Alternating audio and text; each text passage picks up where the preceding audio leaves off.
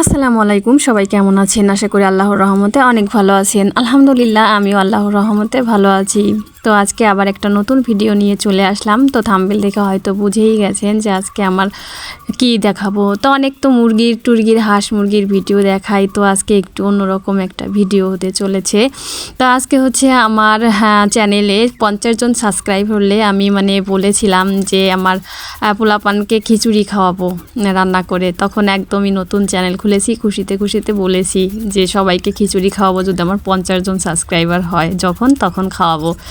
তো যাই হোক, আলহামদুলিল্লাহ 50 জনের বেশি সাবস্ক্রাইব হয়েছে, আপনারা করেছেন। তো আপনাদের এই ভালোবাসা আর পাশে থাকার কারণে কিন্তু আমি সবাইকে আজকে খিচুড়ি খাওয়াইতে পারতেছি, কারণ আমার প্রায় 350 সাবস্ক্রাইবার হয়ে গেছে আলহামদুলিল্লাহ।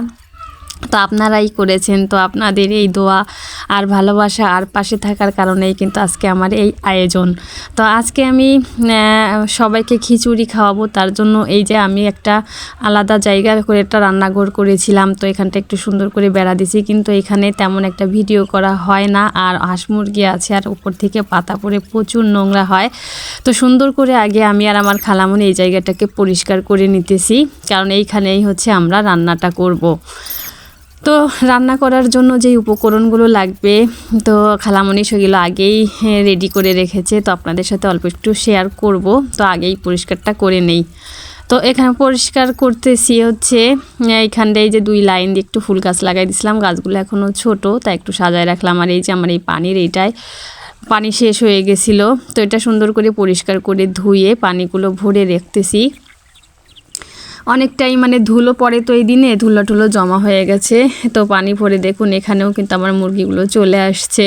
কি বলবো, দুঃখের কথা এর ভিতরে একটু বলেই দেই যে এই দিনকে এই যে এইখানে লাউ গাছে যে জাংলা ছিল না, ওই ইঁদুরে কেটে দিচ্ছিল পাতা, যার কারণে ওষুধ দেওয়া হয়েছিল। ওই ওষুধ দেওয়া প্লেটটাই উপরে রাখা হয়েছিল, ওষুধটা পড়ে ছড়াই গেছিলো, চিংড়ি মাছ দেওয়া ছিল বিষে।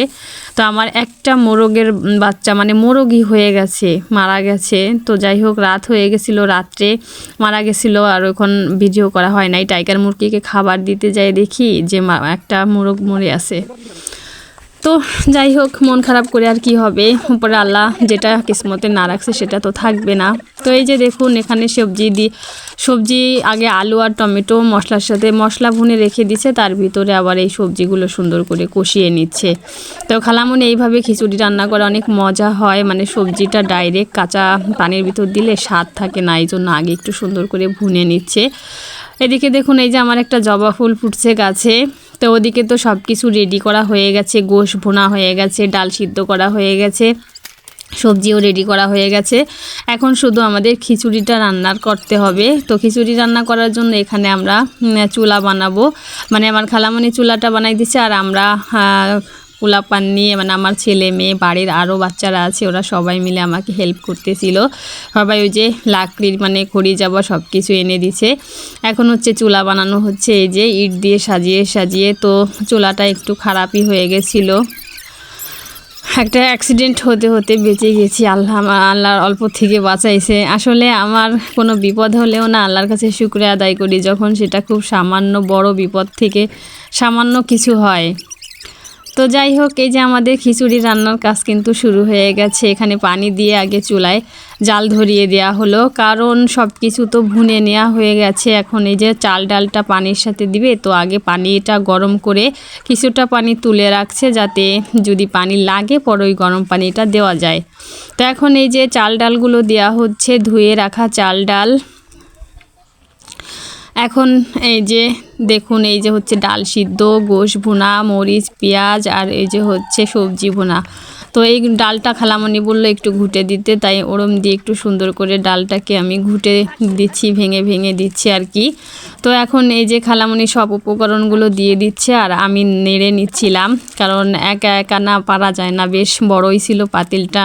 মেয়ে হিসাবে আমাদের শক্তিতে হয় না, বুদ্ধিতে যতটুকু হয়, শক্তিতে আসলে সব কাজ করা যায় না। তো এই যে এখন গোশটাও দিয়ে দিল, ভুনা গোশটা। তো এইভাবে খিচুড়ি রান্না করে খালামণি, রোজার ভিতরেও ইফতারিতে এইভাবে খাওয়ায়, সবাই অনেক খুশি হয়, অনেক মজা লাগে সবার কাছে। তো আজকেও তাই এই সিস্টেমেই খালামণি রান্নাটা করলো। তো তো প্রায় রেডি হয়ে গেছে আমাদের খিচুড়ি। এখন ঢাকনা দিয়ে কিছুক্ষণ ঢেকে রেখে দিলে পরে নামিয়ে নিলে হয়ে যাবে। তো এই যে দেখুন ড্রামটা এমন জায়গায় রাখছিল, আমার পরে রাগ উঠছিল যে আমার ক্যামেরাটাই মানে সুন্দর আসবে না ভিডিও। তো এই যে আমি আর আমার যা হয় আমরা খিচুড়িটা নামিয়ে নিচ্ছি। তো দেখুন এখানে একটা মারাত্মক বিপদ হতে যাচ্ছিল, অল্পর জন্য বেঁচে গেছিলাম আর কি, সামান্য একটু লেগেছিল পায়ে।